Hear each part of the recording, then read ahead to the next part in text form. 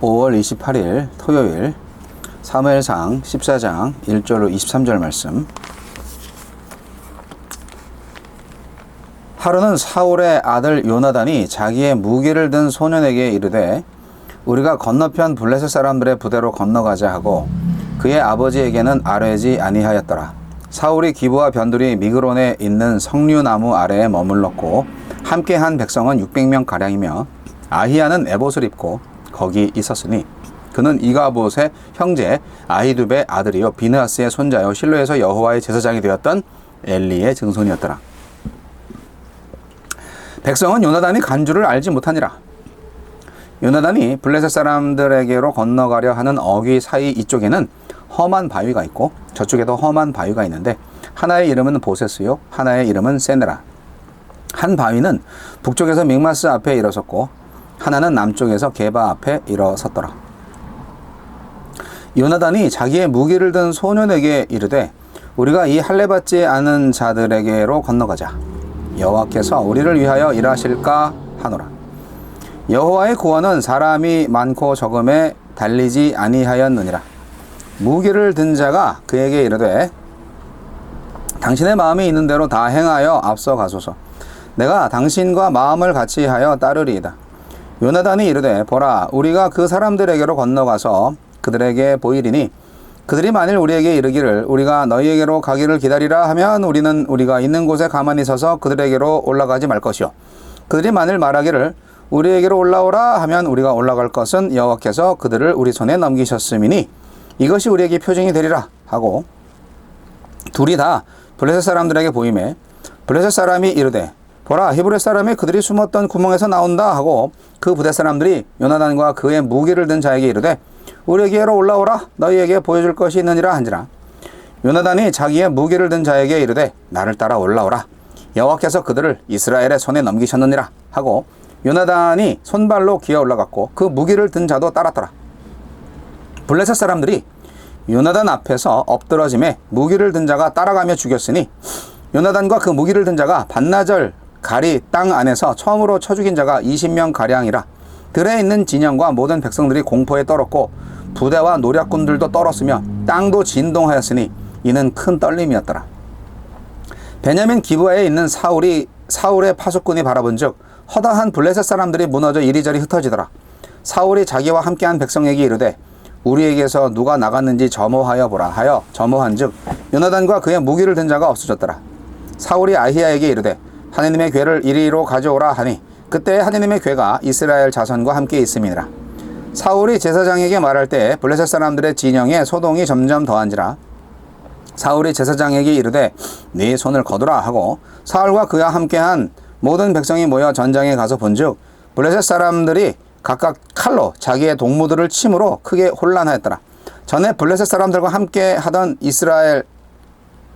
히브리 사람들이 사방에서 블레셋 사람들과 함께 진영에 들어왔더니 그들이 돌이켜 사울과 요나단과 함께한 이스라엘 사람들과 합하였고 에브라임 산지에 숨었던 이스라엘 모든 사람도 블레셋 사람들이 도망함을 듣고 싸우러 나와서 그들을 추격하였더라.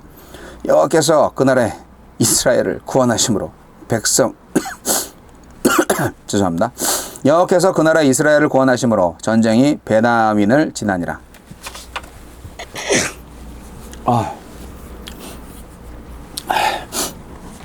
자, 요나단의 아주 엄청난 활약상을 보여주는 장면입니다.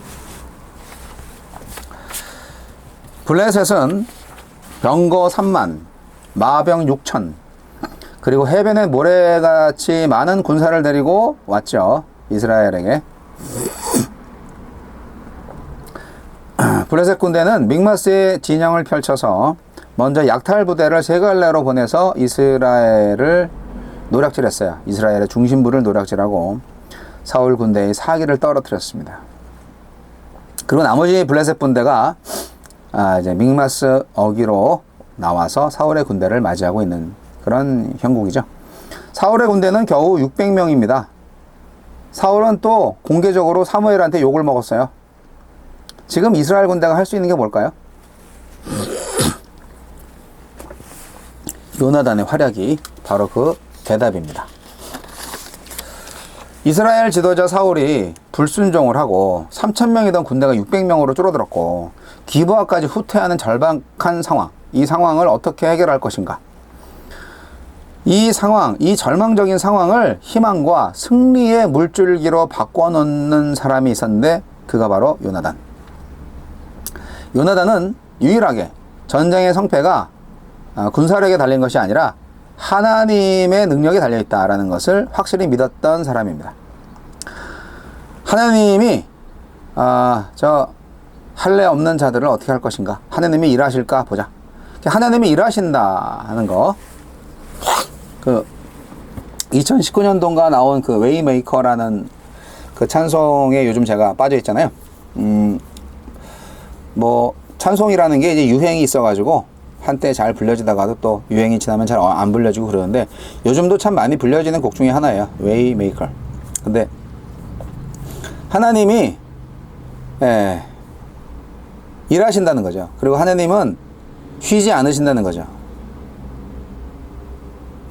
그게 이제 길을 만드시는 하나님이 어둠 속에서 빛을 발하시는 하나님이 바로 하나님이라는 거죠. 바로 그 하나님이라는 거죠. 그래서 그 찬송을 보면서 오늘 이 본문도 딱 맞는 말씀인 것 같아요.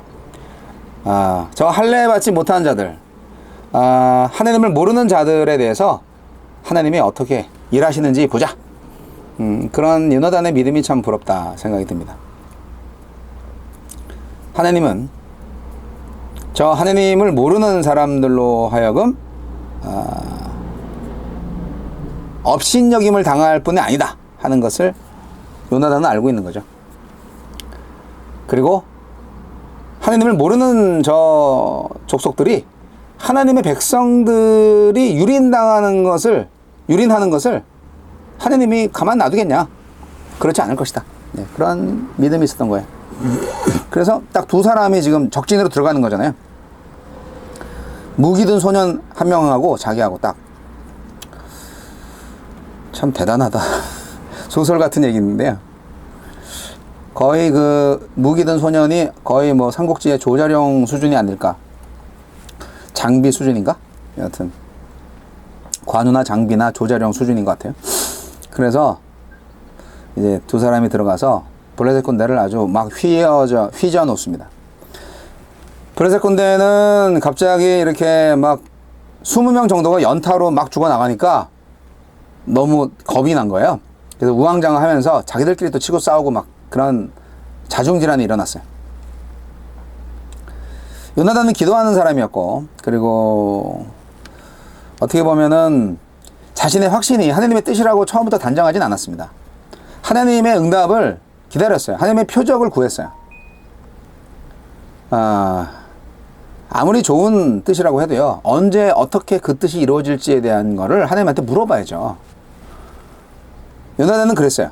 그래서 두 가지 이제 조건이 있었죠. 적들이 그 자신을 발견한 후에 자기들한테 올라오라고 하면은 그건 하나님의 사인이고, 그렇지 않고 그들이 내려오겠다 하면은 우리는 그냥 가만히 있겠다, 이런 거지. 근데 그들이 올라오라고 그랬어요. 가소롭다 이거죠. 네. 그래서 올라가자마자 그냥 샹샹샹샹샹, 삽시간에 그냥 죽여버린 것 같아요. 이것이 하나님의 사인으로 믿고 하나님을 믿는 믿음으로 싸웠기 때문에 승리할 수 있었던 거고요. 하나님이 그러한 표징을 주셨을 때 주저하지 않고 나가서 정의의 칼을 휘둘렀습니다. 누가? 요나단. 하나님의 주권과 능력을 신뢰한 한 젊은이의 담대한 신앙이 거대한 군대로 맞선 블레셋을 순식간에 공포와 혼란 속에 빠뜨리고 말았습니다.